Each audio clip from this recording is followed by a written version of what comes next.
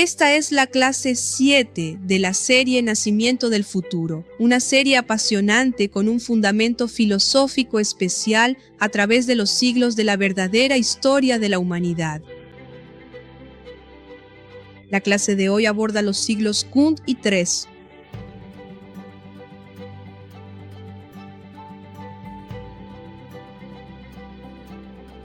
En el siglo II, el cristianismo continuó expandiéndose, sin embargo, aún no se había desarrollado en la forma que hoy reconocemos.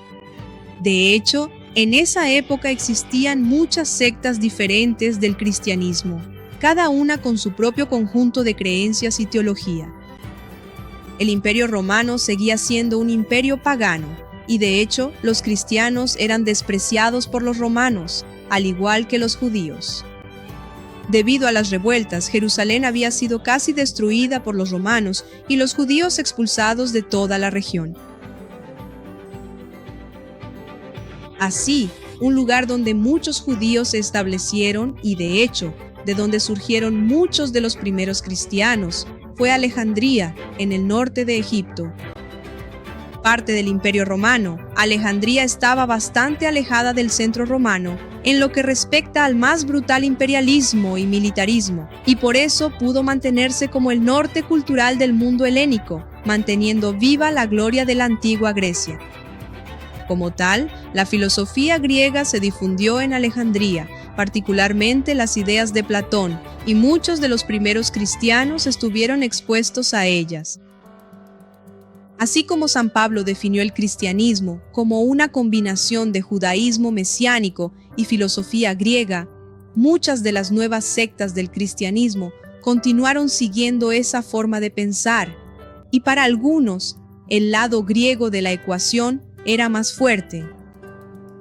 Esa mezcla de nuevas ideas religiosas y de ideas filosóficas más antiguas generaría una forma importante de pensamiento religioso que ofrecía un contraste con la nueva religión emergente del cristianismo.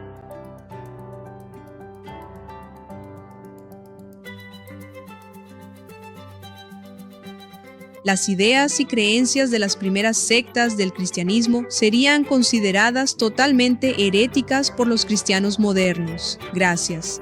Y muchas de las sectas gnósticas, de hecho, tendían a oponerse al cristianismo, hasta que surgió una versión gnóstica cristiana, alterando y disminuyendo drásticamente las bases del conocimiento primordial. El origen del gnosticismo está envuelto en misterios. Ciertamente el gnosticismo se remonta mucho antes del cristianismo. Sin embargo, dentro de la historia convencional relatada, las sectas gnósticas comenzaron a aparecer a finales del siglo I y en el siglo II, muchas de ellas centradas en Alejandría, con esa mezcla de judíos cristianos y paganos platónicos. La idea básica de los gnósticos era que el Dios judío, Jehová, era un ser al que ellos llamaban el demiurgo, una figura tomada de la filosofía de Platón, pero con una nueva connotación. Ese demiurgo era, de hecho, el creador del universo físico que habitamos, pero no era el verdadero Dios, sino un impostor, que convenció a su pueblo elegido de que él era el verdadero Dios para que, bajo coacción, todos le obedecieran. De esta manera, los llamados elegidos servían al Dios aterrador y encarcelador de las almas. De acuerdo con los gnósticos, todos nosotros somos atraídos hacia este falso mundo del demiurgo, y debemos intentar escapar de él regresando al verdadero Dios en aquella época llamado Abraxas. En realidad, esto puede lograrse sin necesidad de algún Dios externo a nosotros, sino simplemente reconociendo la chispa divina dentro de cada uno a través de la búsqueda del conocimiento. Eventualmente todos pueden alcanzar la gnosis, el punto en el que entendemos la conexión entre el micro y el macrocosmos, y nos volvemos capaces de escapar de las garras del demiurgo. Entonces, ahora estamos habilitados para regresar al pleroma, el reino del verdadero Dios. De hecho, cuando alcanzamos la gnosis, nosotros mismos efectivamente nos convertimos en Dios. Una idea totalmente en contraste con cualquier cosa encontrada en el judaísmo, cristianismo e islamismo modernos, excepto por su porción mística. El sufismo. Con esta idea como base, muchas sectas gnósticas de la época utilizaron los conceptos de la filosofía griega para reinterpretar radicalmente el Antiguo Testamento de los judíos, viendo al Dios allí descrito como el propio demiurgo. En el gnosticismo, por ejemplo, el hecho de que Eva coma el fruto prohibido se convierte en un acto heroico de rebelión contra el demiurgo en la búsqueda del conocimiento, algo que guarda paralelismo con el mito de la caverna de Platón. Parece claro, por lo tanto, que el gnosticismo estaba en franca oposición al judaísmo y al cristianismo convencional. Sea o no el gnosticismo anterior al cristianismo, en ese momento de la historia claramente representaba una respuesta contra el surgimiento de esa nueva religión. Era como si la razón estuviera luchando contra la porción irracional basada únicamente en la religión de la fe, en la aceptación ciega de la sumisión, en ser obediente o ser castigado. De cierta forma, las sectas gnósticas estaban preservando la filosofía de Platón en un contexto religioso aceptable para la mentalidad de la época. La figura de Jesucristo no fue aceptada como válida o real por muchos grupos gnósticos. Algunas sectas apenas lo mencionaban, como si el cristianismo tuviera poco que ver con ellas. Otras sectas lo consideraban un falso profeta, un profeta inventado, siendo un concepto creado para pervertir las verdaderas enseñanzas del gnosticismo. Algunas, sin embargo, están mucho más cerca del cristianismo, en el sentido de que consideraban a Jesús como una personificación del verdadero Dios que trajo la gnosis a la tierra. Sin embargo, dado que el Dios judío aún era considerado como el demiurgo del mal por estas sectas, fueron tratadas como heréticas por el cristianismo moderno. Estudiando a fondo el gnosticismo desde sus orígenes, realmente presenta una posición completa frente al veneno inyectado en la mente humana por el monoteísmo abrahámico convencional. Para los gnósticos, el conocimiento era muy importante. La palabra gnosis significa conocimiento en griego, mientras que para los cristianos y judíos solo la fe en la Biblia importaba. Además, aquellos que portaban conocimiento fueron castigados violentamente, hecho que llevó a la humanidad a la entrada de la terrible Edad Oscura o Edad Media. Es importante señalar que precisamente en nuestro momento actual estamos de vuelta en el mismo ciclo, el de la pérdida total del conocimiento. Un reinicio que nos coloca de vuelta en el pasado, algo que nunca más deberíamos permitir que suceda. Debido a la débil memoria construida sobre mentiras históricas, con hechos alterados o que nunca ocurrieron, el hombre se deja dominar fácilmente. En este momento, la humanidad se está volviendo tremendamente ciega, permitiendo voluntariamente el dominio de su mente, alma y cuerpo. Para los monoteístas, este mundo y las personas que lo habitan son creación de su Dios, quien debe, por lo tanto, ser obedecido sin cuestionamientos en todo momento o serán severamente castigados. Haciendo entonces un paralelo con el momento actual por el que atraviesa la humanidad, tenemos de vuelta el mismo algoritmo, con nuevas vestimentas, que se trata del autoritarismo político y supuestamente científico, que nos obliga a aceptar lo que se nos impone, adoctrinándonos a no pensar, lo que ha generado esta terrible consecuencia. Pues es exactamente lo contrario de lo que nos enseñaron los filósofos de la antigua Grecia y de lo que la verdadera ciencia también nos enseñó. Para los gnósticos, el mundo físico fue creación del demiurgo, un falso dios al que era necesario resistir. Nosotros, que habitamos este mundo falso, somos prisioneros de la materia de la que debemos, por medio del conocimiento, aprender a escapar y regresar al pleroma para unirnos al verdadero Dios. No es casualidad que el gnosticismo surgiera en Alejandría, donde la filosofía griega aún persistía. Sin embargo, era también donde judíos y cristianos tenían una fuerte presencia. La crisis sería inevitable y el desafortunado patrón sería el vencedor. Con el abrahamismo, ya con énfasis en el catolicismo, en su versión extendida del Imperio Romano, vino el gran veneno que aún infecta al mundo. Pero el gnosticismo primordial puede proporcionar un antídoto que debe ser administrado. En lugar de una filosofía intelectual y completa, el gnosticismo presentó una nueva versión.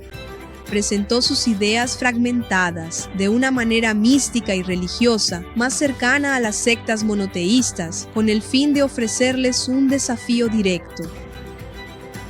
Desafortunadamente, el antídoto era mucho menos potente que el veneno, precisamente debido a su naturaleza más intelectual. Por lo tanto, a pesar de las verdades secretas escondidas en su interior, el gnosticismo era solo una pequeña luz en un mundo cada vez más oscuro que luchó valientemente.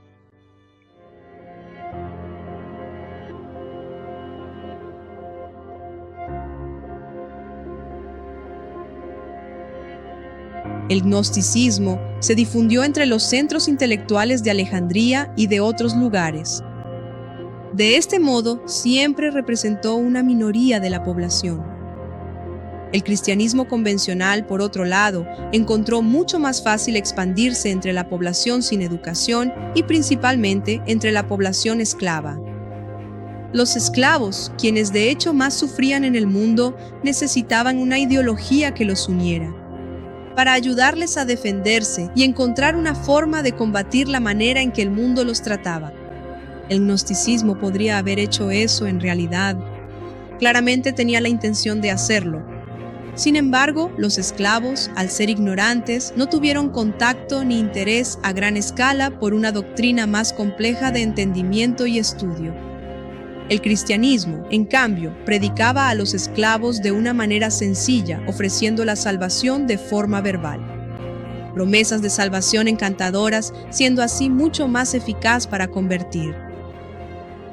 Debemos considerar que en este mismo momento, la humanidad se está convirtiendo a una nueva religión que promete de manera infundada el mismo algoritmo salvador, el cientificismo, arrastrada igualmente ciega y desesperada hacia el mismo fin ya vivido en el pasado. La idea clave de que todos somos iguales ante los ojos de Dios atrajo a los esclavos, que se sentían y vivían decididamente desiguales en la sociedad. El cristianismo introdujo un sentido de identidad entre los esclavos, una sensación de que sus vidas realmente tenían un significado. Los esclavos lo aceptaron, se les informó que serían recompensados en el cielo. Para aquellos que no tenían esperanzas en esta vida, esa era la única opción que les parecía atractiva. Sin embargo, esto fue mucho más insidioso de lo que parecía, ya que sirvió para radicalizar a la población esclava. Ahora que tenían un sentido común de identidad, una sensación de que ante los ojos de su Dios eran tan importantes como cualquier otra persona, los esclavos sentían que podían oponerse a sus amos, especialmente a aquellos que no aceptaban el cristianismo. Dado que las recompensas del cristianismo estaban reservadas para la vida después de la muerte, los esclavos empezaron a tener poca consideración por sus vidas terrenales, ya que eran terribles. Así se convirtieron en la fuerza revolucionaria que hizo que la Iglesia Católica, que debe entenderse como el Imperio Romano, volviera a tomar el mundo sin hacer su propio esfuerzo. Como tal, los líderes cristianos fueron capaces de utilizar a estos esclavos convertidos y radicalizados como una fuerza militar que podía ser persuadida para levantarse y atacar a aquellos que no se convirtieran. En lugar de realmente liberar a los esclavos, el cristianismo simplemente los manipulaba y los usaba como un arma contra los incrédulos. Así es, debemos reconocer que el mundo no ha cambiado en absoluto, porque las personas siguen obedeciendo los mismos desencadenantes mentales. La conversión de los esclavos ayudó al cristianismo a expandirse mucho más rápido que el gnosticismo.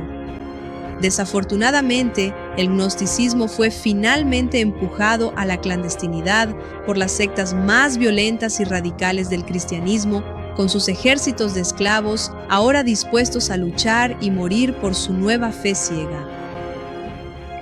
Eventualmente, el cristianismo conquistó Roma y se convirtió en la forma en que lo conocemos hoy. Se expandió por todo el mundo y junto con los cripto-abrahámicos patrocinó secretamente el islamismo. El gnosticismo casi no sobrevivió, pero como porta la verdad, la esencia viva del conocimiento de esta realidad y la filosofía más eficaz para devolverle al hombre el poder sobre su propia mente, así lo libera de esta constante esclavitud. El gnosticismo, de cierta forma, se opone a todas las formas convencionales de pensamiento. Nos muestra cómo podemos tomar cualquier forma normal de pensar y reinterpretarla completamente o en partes para mostrar un nuevo punto de vista, contrario o alternativo, pero siempre expandiéndolo de manera positiva desde un nuevo ángulo. Es el eterno latido que descorre los velos de la ignorancia, permitiendo ver cada vez más dentro de la misma realidad. Es un ojo de Horus, el ojo interior. Mi escuela del conocimiento, método de integración, es en esencia una escuela pitagórica que porta la sabiduría primordial, una forma modernizada y más avanzada de gnosticismo. Como tal, se opone de manera contundente a la mayoría de las formas comunes de pensar. Esta escuela no representa una simple oposición a la religión convencional, a la ciencia convencional ni a la política convencional. Es el proveedor de las herramientas para una visión más avanzada, expandida, verdadera y liberadora. Aquí estamos para corregir los errores del pasado, unidos por la búsqueda del conocimiento y por el rechazo de todas las formas de fe irracional que lo aprisionen. Entiendan que la fe es altamente recomendable, pero únicamente después de que el hombre haya sido capaz de alcanzar la razón a través del conocimiento más amplio y verdadero. Sin la razón, él será un prisionero o hará prisioneros a los demás. Todos llevamos la chispa divina dentro de nosotros y juntos podemos liberarla para bañar al mundo con la luz de la sabiduría que conducirá a la verdadera libertad en la paz. El veneno aún infecta este mundo, pero conocemos el antídoto, por lo tanto, solo falta que tú te unas a nuestro triunfante viaje. En el próximo capítulo de esta serie, exploraremos el siglo IV de nuestra línea de tiempo. Hasta entonces,